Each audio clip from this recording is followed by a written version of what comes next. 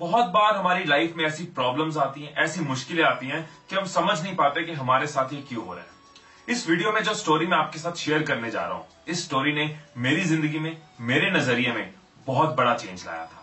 तो मैंने सोचा इस वीडियो के थ्रू आपके साथ भी वो स्टोरी जरूर शेयर करूं ताकि आपकी लाइफ में, आपके नजरिए में एक बहुत बड़ा चेंज आए।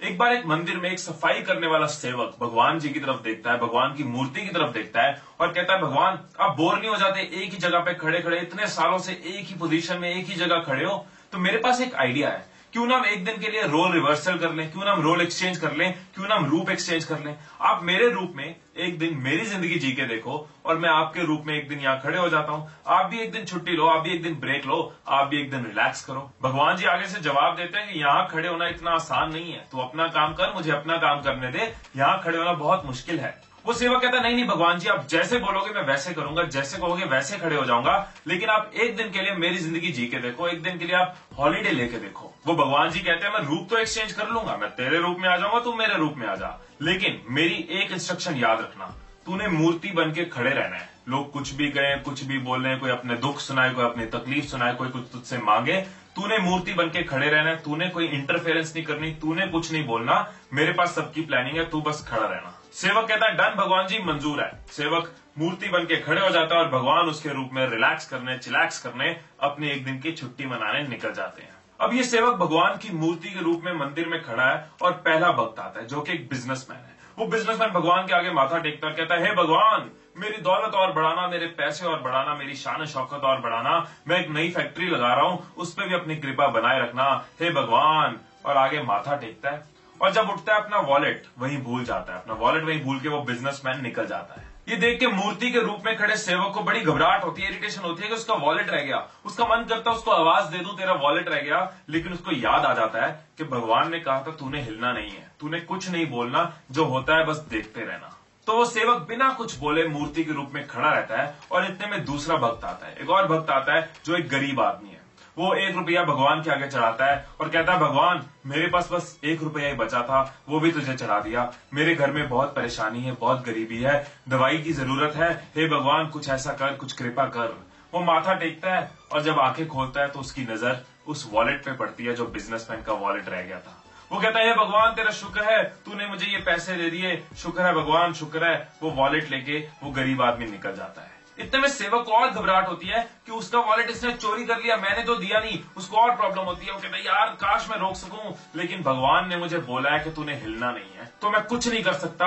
आई can only wait and watch. So वो सेवक किसी तरीके अपनी घबराहट को, अपनी इरिटेशन को कंट्रोल करता है, रोकता है और मूर्ति के रूप में खड़े रहता है। इतने में तीसरा भक्त आता है, एक सेलर आता है, एक नौका चालक आता है। वो सेलर भगवान के आगे माथा टेकता है, कहता है, हे भगवान, मैं अगले 15 दिन के लिए अपनी शिप को लेके, अपने जहाज को लेके, अपने समुद्री जहाज को लेके 15 दिन के लिए काम पे जा रहा हूं, अपनी कृपा मेरे पे बनाए रखना, अपनी कृपा मेरे पे बनाए रखना।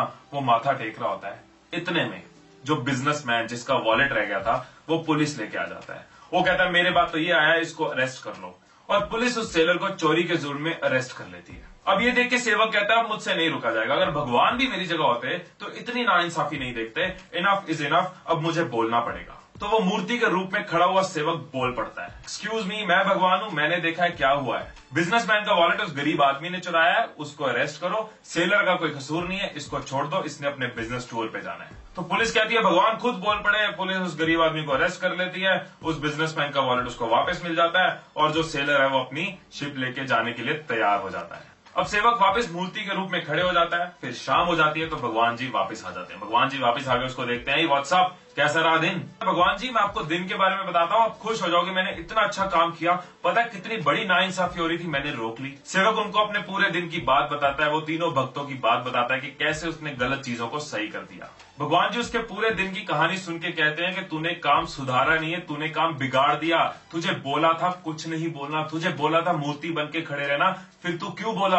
अब सुन मेरी प्लानिंग जो तेरी सोच से भी बाहर थी। जो पहला भक्त आया था ना बिजनेसमैन, उसकी सारी दौलत, सारी कमाई चोरी की है, और अगर उसके कुछ पैसे एक गरीब के घर चले जाते हैं तो उस बिजनेसमैन का कर्मा कम हो जाता, और वो गरीब हमेशा लोगों की सेवा करता है, जितने पैसे उसके पास बचते थे वो सेवा में लगा देता था, तो उस बिजनेसमैन का कर्मा कम हो जाता और उसके पैसे एक सही जगह चले जाते। एंड मोस्ट इंपॉर्टेंट, वो जो सेलर है, जो नौका चालक है, वो जिस तरफ जा रहा है ना, उस समुद्र में बहुत बड़ा तूफान आने वाला है, जिसमें वो बचेगा नहीं। अगर वो सेलर जेल में होता तो वो मरने से बच जाता, उसके बच्चे अनाथ होने से बच जाते, उसकी बीवी विधवा होने से बच जाती, और उस बिजनेसमैन का कर्मा भी कम हो जाता, और उस गरीब के घर में रोटी भी चले जाती। ऐसा हमारी लाइफ में भी बहुत बार होता है कि हमारी लाइफ में प्रॉब्लम्स आती है और हम सोचते हैं कि इसमें अच्छा क्या है। हमें लगता है हमारे साथ इतना बुरा क्यों हो रहा है, क्योंकि कहीं ना कहीं हमारी सोच से ऊपर भी है उसकी प्लानिंग। सो आज के बाद लाइफ में जब भी कोई प्रॉब्लम आए, जब भी कोई मुश्किल आए, तो उदास मत होना। इस स्टोरी को याद करना,